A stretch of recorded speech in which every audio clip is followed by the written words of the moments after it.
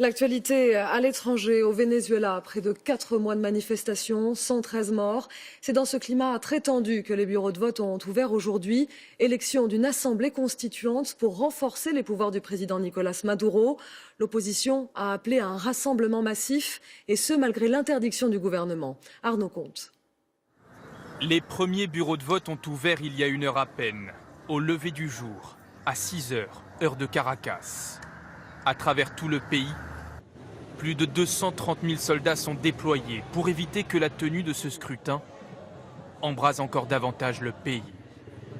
Les Vénézuéliens sont appelés à élire la nouvelle Assemblée constituante qui devrait octroyer à l'impopulaire président Maduro, qui dépose son bulletin dans l'urne,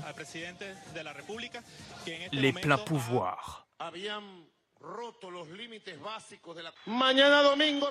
Ce matin, dans les rues du Venezuela, dans les bureaux de vote, ce sera la plus grande victoire constitutionnelle que l'histoire de notre pays n'ait jamais connue.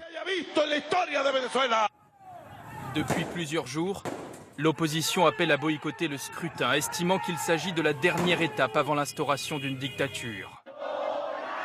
Des incidents ont éclaté dans plusieurs villes du pays. Des bureaux de vote ont même été saccagés hier. Nous serons peu à aller voter, peut-être 8% de la population, au mieux, mais tout est fait pour faire croire que les gens vont aller massivement voter. C'est une fraude organisée. Depuis 4 mois, le pays est au bord du chaos, frappé par la crise économique, en proie à une pénurie de nourriture et de médicaments. Un large mouvement de contestation exige le départ du président Maduro qui s'accroche au pouvoir et dénonce ce qu'il considère être une insurrection armée.